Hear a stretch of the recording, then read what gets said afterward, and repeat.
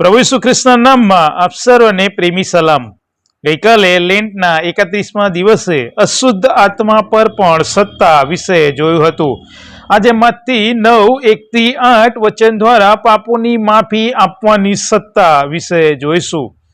આજના સંદેશામાં એક અદ્ભુત ઘટના જોઈએ છે।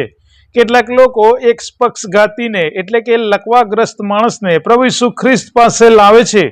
તેઓ ઈચ્છે છે કે પ્રભુ ઈસુ ખ્રિસ્ત તેને સાજો કરે, પણ અહીં પ્રભુ ઈસુ ખ્રિસ્ત જે શબ્દ બોલે છે તે ખૂબ આશ્ચર્યજનક છે। બીજી કલમમાં કહે છે, દીકરા હિંમત રાખ, તારા પાપ તને માફ થયા છે। અહીંયા આ પક્ષઘાતીને સાજો કરવાની જગ્યાએ પ્રભુ ઈસુ ખ્રિસ્ત કહે છે કે તારા પાપ માફ થયા છે। આ શું દર્શાવે છે? આ ફક્ત શરીરનું સાજાપણું જ નથી, પણ આત્માની મુક્તિની પણ વાત છે। સાચી જરૂરિયાત શું છે? લોકો વિચારે છે કે આ માણસની સમસ્યા લકવો એટલે કે માત્ર શારીરિક છે, પણ પ્રભુ ઈસુ ખ્રિસ્ત જાણતા હતા કે તેની મોટી સમસ્યા શારીરિક નહીં પણ આત્મિક હતી। તેને સૌથી વધારે જરૂર તેના પાપોની માફીની હતી। ઘણી બધી વખત આપણે પણ એવું જ કરીએ છીએ। આપણી સમસ્યાઓ માટે, બીમારીઓ માટે, જરૂરિયાતો માટે જ પ્રાર્થના કરીએ છીએ, પણ ઈશ્વર જાણે છે કે આપણને સૌથી વધારે શેની જરૂર છે? આપણા પાપોની માફીની જરૂર છે। અહીં પોતાને ધાર્મિક કહેતા એવા શાસ્ત્રીઓનો વિરોધ જોવા મળે છે। પ્રભુ ઈસુએ જ્યારે કહ્યું તારા પાપ માફ થયા, ત્યારે તેઓએ મનમાં કહ્યું કે એ દુર્ભાષણ કરે છે, મતલબ ઈશ્વરની નિંદા કરે છે, કેમ કે તેઓના વિચાર મુજબ પાપ માફ કરવાનો અધિકાર માત્ર ઈશ્વર પાસે જ છે, અને તેમની આ વાત ખોટી પણ નથી। તેઓનું વિચારવું 100% સાચું છે કે પાપ માફ કરવાનો અધિકાર માત્ર ઈશ્વર પાસે જ છે।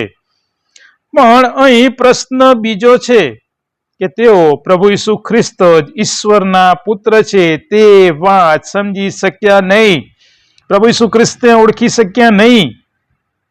પ્રભુ ઈસુ ખ્રિસ્ત અહીં તેઓના વિચારોને જાણીને પોતાના દૈવી અધિકાર વિશે જણાવતા કહે છે, 6ઠ્ઠી કલમ પ્રમાણે, માણસના દીકરાને પૃથ્વી પર પણ પાપોની માફી આપવાનો અધિકાર છે।